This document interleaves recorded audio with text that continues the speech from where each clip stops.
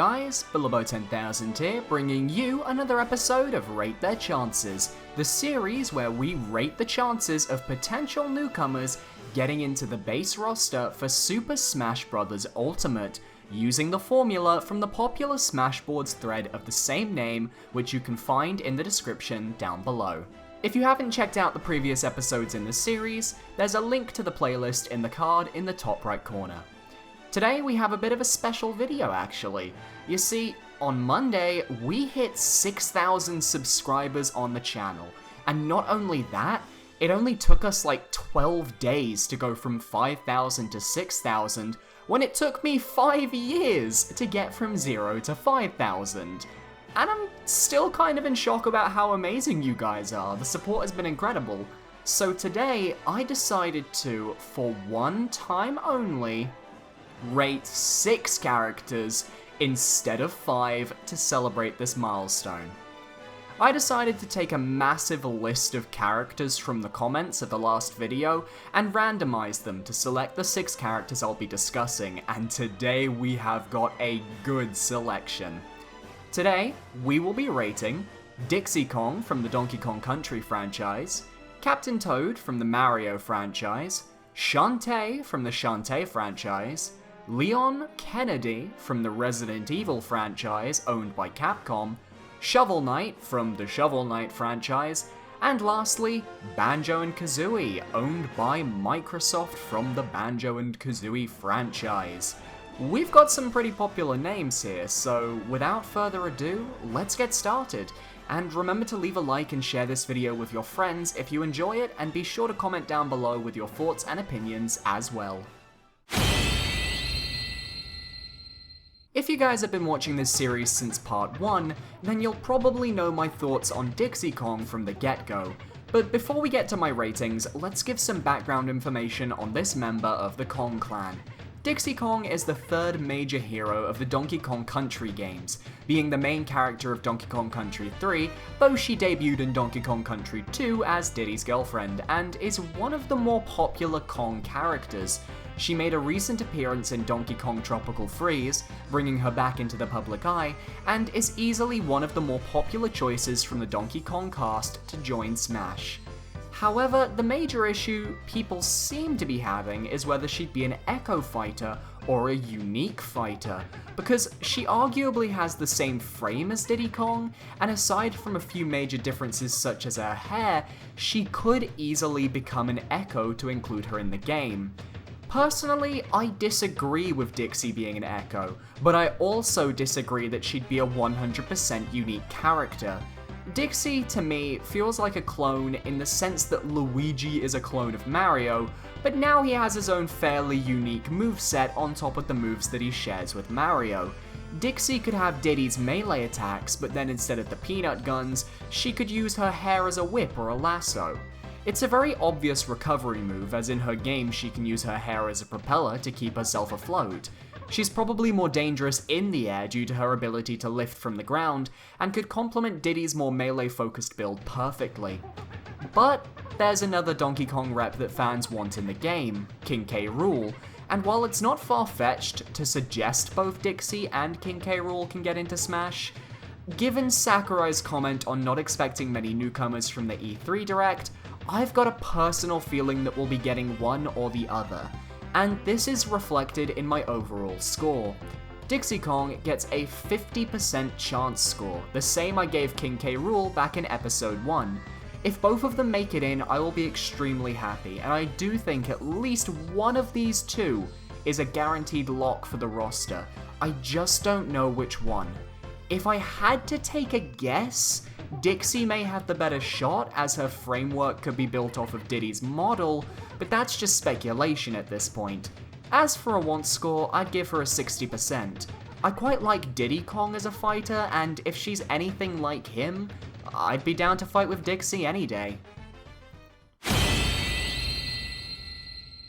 If there's a character from the Mario franchise that qualified as a Nintendo All-Star who hasn't had representation in a playable fashion in Smash, I think the Toad characters would certainly fit the bill. Being the main citizens and residents of the Mushroom Kingdom, they're Princess Peach's loyal servants, some of whom are used in her moveset to protect her during Smash battles. But a simple Toad couldn't be playable, right? You'd need a more special variant, a Toad who has gone above and beyond to prove himself as a fighter, as an adventurer, nay, as a captain. Captain Toad is the most likely candidate for playability when looking at Toads from the Mario franchise. Not only has he appeared in 4 different 3D Mario titles, Galaxy 1 and 2 as the leader of the Toad Brigade, 3D World as a playable character in special puzzle levels, and Odyssey where he became a character you had to find in each kingdom in order to collect a Power Moon, but he's also popular from his 3D World outings, so much so that he got his own spin-off game, Captain Toad Treasure Tracker, based around solving puzzles and collecting treasure. He's been pushed hard by Nintendo as a character of his own, and he's extremely likable to boot. If relevancy was all you needed to get into Smash, Captain Toad would certainly be a likely candidate as the next potential Mario character. But there's one major problem people bring up that hinders his chances. And no, I'm not talking about the "he's just a Toad" argument, as it's extremely close-minded to deny a character a chance just because they share the species of generic moot characters. No, I'm talking about potential moveset limitations. Because he can't jump. His backpack is far too heavy to actually allow him to jump, meaning Sakurai would need to find a workaround. Now, there's a brilliant video on YouTube that you can see behind me that shows a workaround for Captain Toad's lack of jumping ability, and if you want to check out a proper, fully fleshed moveset for Captain Toad, check the description for a link to the video playing in the background right now and give it a watch, give it a like, and tell the guy that I sent ya. The point is, with a little bit of creativity, Captain Toad can jump in a sense. So now comes the question, will Captain Toad be playable? I'm a little hesitant to say yes at this point. I think Captain Toad, while relevant in 2015 due to Treasure Tracker, may need more time to grow. Perhaps a Treasure Tracker sequel could tie in with a DLC appearance in Smash Bros. So I'm going to give him a chance score of 25% for the base roster. I wouldn't put it past Nintendo to add him as the next Mario character, but at the same time, I think it's more likely he won't make the roster, which is a shame because he gets a solid 85% want score from me. As I was one of the biggest fans of Treasure Tracker when it came out, I even have a Let's Play on my channel that you can check in the top right corner, and Captain Toad is far too lovable to ignore. So here's hoping he gets in. Okay, fair warning, you guys are going to have to bear with me for this segment, as Shantae is a character I know extremely little about, so I apologize if I get any information wrong. With that out of the way, Shantae is a half-genie indie character who has been represented on Nintendo consoles since her first game on the Game Boy Color. She's had 3 sequels, with the most recent being from 2016, and while Shantae has gone multi-platform with her games, her start on Nintendo and the fact that she's always stuck to the current Nintendo platforms shows a brand loyalty that gives her a history with Nintendo, which is something Sakurai takes into account when looking at characters to add to the roster. With Shantae and the Pirate's Curse releasing in 2014, and Half Genie Hero releasing in 2016, Shantae was extremely relevant during the year of 2015, being one of the major names seen around the various polls ran to determine character popularity during the time of the Smash ballot. She was everywhere and was up there with Shovel Knight as the definitive indie character request to join the roster. Only, unlike Shovel Knight, Shantae's had a longer history with Nintendo, which does make her potentially more viable to be added to Smash. Her moveset would rely on her hair, and her many transformations, such as her monkey form, her elephant form, her harpy form, and her spider form. Her hair could be similar to Dixie Kong, in that it could react like a whip or a lasso to tether grab opponents, though she'd have to have the most power in her human form, given that's the form she spends the most time in her games. So, looking at Shantae, if Sakurai is going to consider characters from indie titles, I really think Shantae would be the first pick. She's got the relevancy in 2015 to have potentially done well enough in the ballot, and her games were relevant at the time. She's got the history with Nintendo, but even so, I still will only be giving Shantae a 35% chance score. It's one thing to have all the dominoes lined up in your favor, it's another to have them fall in your favor as well. We have no idea whether Sakurai is considering smaller indie characters, so I'm keeping expectations tempered. As for a want score, I'll give Shantae a 40%. It's not that I don't want her, it's that I don't know her very well, and there are simply other characters that I would prefer to see. Though I would be genuinely happy for all of her fans if she made it in. I won't lie, I was very surprised to see just how requested Leon Kennedy from the Resident Evil franchise was for Smash. But upon closer inspection, I think I figured out why he's so popular, and why people feel he could get in despite being a third party from a franchise that's the farthest thing from Smash. Firstly, Leon is from the survival horror genre, a gaming genre with next to no representation within Smash Bros. At all. Given many people feel Smash has become a celebration of gaming itself, as opposed to Nintendo All-Stars, it makes sense that they'd want every section of gaming to be represented, including horror. So people have gravitated towards Leon being from the most successful horror franchise out there. Secondly, while not as prevalent as certain characters, he does have a history with Nintendo. Resident Evil 2 was ported to the Nintendo 64, and Resident Evil 4, his most famous appearance and one of the most famous Resident Evil games, released exclusively for the GameCube when it first came out before being ported. Arguably the best game in the franchise, and he was right there on the GameCube, on a Nintendo console, one of the best games of all time considered by many outlets. He also had a starring role in 2 of the story modes in the Nintendo Wii's Dark Side Chronicles Resident Evil shooter game. So Resident Evil has as much a history with Nintendo as it does with PlayStation, taking all of this into account. But Leon does have a few factors going against him. One, he'd be Capcom's 3rd representative in Smash, and we have no idea whether third parties will be able to obtain more than 2 representatives at this point in time. There's no rule to say Capcom can't have a third character in the game, but I have a personal theory that third parties will only have 2 playable reps. This won't affect his chance score though, as it's a personal opinion of mine and not a fact. Secondly, Nintendo has its own horror IP in Fatal Frame, and if you want to reach even further, Eternal Darkness. Franchises with quite a few entries and a cult following in Fatal Frame's case. Nintendo could simply choose to bring in a character from Fatal Frame to fill in the horror void, and thus Leon would be rendered obsolete. Thirdly, even if we do get a Resident Evil rep, we have to keep in mind that Chris and Jill, the protagonists of Resident Evil 1, would also be vying for the playable spot. However, of those 3, Leon does have the most prominence with the Nintendo brand, so he could win out if this were to happen. As for a moveset, I won't go into detail, but I will just say this. If Snake can work in Smash, Leon will be a cakewalk. Both characters use guns and weapons, but Leon could use his signature knife. It's basically a mini sword if you want to look at it from that perspective. Really, I think if Leon was under consideration, he'd definitely be a candidate for the base roster. But it all depends on whether Sakurai wants a horror rep, especially one from Capcom, a third party.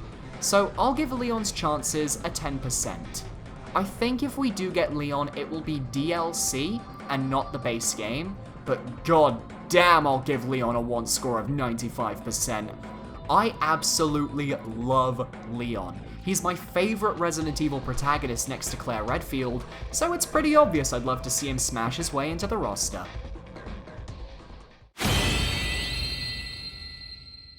Shovel Knight is probably the quintessential indie representative to get recommended for Smash for the majority of players. Yes, Shantae is another juggernaut for that accolade, but Shovel Knight really was something else when his game released and blew the indie scene up completely. He became the poster boy for indie retro games, and Shovel Knight is still releasing DLC campaigns to this day. But does Shovel Knight work when it comes to Smash Brothers? That is the question. So let's look at some of the more important aspects of our titular hero and see for ourselves. Firstly, relevancy. As stated prior, Shovel Knight is still getting DLC released for his game, and has had DLC released ever since the game's launch. What this means is that while Shovel Knight further has died down since its initial release, he has stayed within the collective minds of gamers for the past 4 years. And most importantly, he was extremely relevant at the time of the Smash ballot.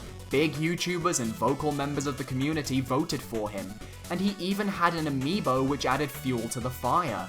Though Shovel Knight was more popular in the West, so his popularity may be limited to specific regions. As for Nintendo history, his game came first to the 3DS and Wii U along with Microsoft Windows, and his games were ported to PlayStation and Xbox a year later. Shovel Knight is also now on the Switch. He got his start in the console market with Nintendo, and honestly, he's a major hit with the Nintendo community. The argument I see a lot is that he's too new. He needs to prove himself in his IP more. Well, each new DLC campaign is basically a new game given the gameplay shakeup, so I think that point is somewhat invalid. And this is ignoring the fact that people are calling for Springman from ARMS to join the roster, when his game and franchise is only a year old, compared to Shovel Knight's 4 years.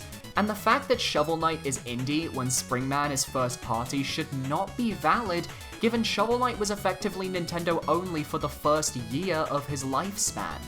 Now, moving on to his moveset, Shovel Knight already has a pretty built-in fighting style. He can attack to the side, pogo downwards, and has multiple relics within his game that he could use for his specials and smash attacks. The propeller dagger, the flare wand, the dust knuckles, the alchemy coin. There's a lot of choice. His final smash could be similar to Mega Man's in that he could have the Order of No Quarter even come in to help finish the job and defeat his enemies. He'd certainly be a slower character though, given he is in a massive suit of armor. I really see Shovel Knight as extremely likely for DLC if he doesn't make the base game, but I think I'll have to rate him the same as I did Shantae, 35% for a chance score. I feel like he's in the same position as Shantae, and if we get an iconic indie rep, it will be one of the two, but I have no clue which one will make it. Though, unlike Shantae, Shovel Knight gets a 75% want score. I enjoyed Shovel Knight when I played through it, and the character is great fun.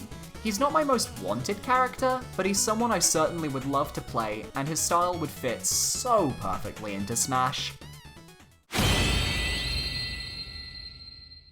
So many people have wanted me to assess Banjo and Kazooie's chance at making it into Smash Bros. Ultimate. I won't lie though, I don't hold the same nostalgic attachment that others have for this dynamic duo, so I'll be as unbiased as possible when dealing with their chances and ratings. I think this pair are in a weird position, as they are owned by Microsoft, one of Nintendo's big competitors in the console market. Negotiations would potentially be quite tough for Sakurai when it comes to chatting with Microsoft, and the real issue is whether they're willing to play ball and let this duo make a return. Though, honestly, things are looking pretty bright in this regard. With the Xbox Switch crossplay in Minecraft, and the fact that Nintendo and Microsoft are getting along in regards to communicating nowadays, it says a lot about the two companies. They aren't at odds with each other, and Phil Spencer has gone on record stating he'd be down for the pair to join Smash. Twice! Once in 2015, and once again recently this year in 2018. Microsoft is much more willing now than they were during Smash 4's development cycle to allow outside parties to use their classic IPs. The question remains though, did this change happen early enough to negotiate Banjo and Kazooie for the base roster of a Smash Bros. Game? And just because I haven't covered it, Banjo and Kazooie started the franchise on the Nintendo 64 and represents a very special era for 3D platformers and rare as a company before being bought out by Microsoft. These characters are beloved by Nintendo fans, probably did fairly well on the ballot as their demographic would definitely have voted, though this is speculation, and I don't think anyone can debate that if Nintendo history is important for newcomers, these guys have this box ticked. They've got moveset potential and could work similarly to Duck Hunt Duo, with Banjo covering melee ground attacks and Kazooie covering aerial attacks and recovery, though nobody should suggest these guys should be an Echo Fighter of Duck Hunt Duo. That is honestly one of the most baseless claims possible, and it shows a lack of understanding for Banjo and Kazooie's moveset, and just the fact that their models are completely different. So, will they make the base roster given the insane support they've received over the last 4 years? Possibly? It feels odd that it wouldn't have been announced at E3, given they come from Microsoft and that's kind of a big deal. Unless they're being saved for the final pre-game announcement, or a seriously important direct, I'm just not sure right now. So for a chance score, I give them a 40%. But remember, this score is for the base game only. I do think these guys are a possible shoo-in for a DLC fighter down the line. As for a want, I love their designs and what they represent, so 70% seems fitting for them, given I don't have the nostalgic bias that would make them my 100%. Wow, that took a lot out of me. 6 different characters, and still there's so many more characters out there to focus on. If you want to see more, make sure to subscribe to stay up to date with all the Rate Their Chances videos. We're trying to reach 10,000 subscribers, as it's been my channel goal for the past few years. And be sure to share this video with your friends if you enjoyed. Thank you so much for watching, and I'll see you for Monday's episode. Thank you again for 6,000 subscribers. I'll see you next time, guys. Goodbye. Hey there guys, Bilbo10000 here, just bringing you a quick end of video message. I want to give a quick shout out to all of my Patreons over on Patreon. You guys and your pledges and your support get me by each month. I want to say thank you so much to everyone for 6,000 subscribers. My goal with this channel is to hopefully reach 1 million one day, and 10,000 is our next big goal. I won't be celebrating subscribers again until at least 7,500, but I hope you guys enjoyed today's video. If you enjoyed and you haven't subscribed yet, please consider clicking that subscribe button, and you can check out the previous episodes of this series in a playlist somewhere around like the right. and yeah, thank you so much. Seriously, I'm gobsmacked. All right, see you next time, guys. Goodbye.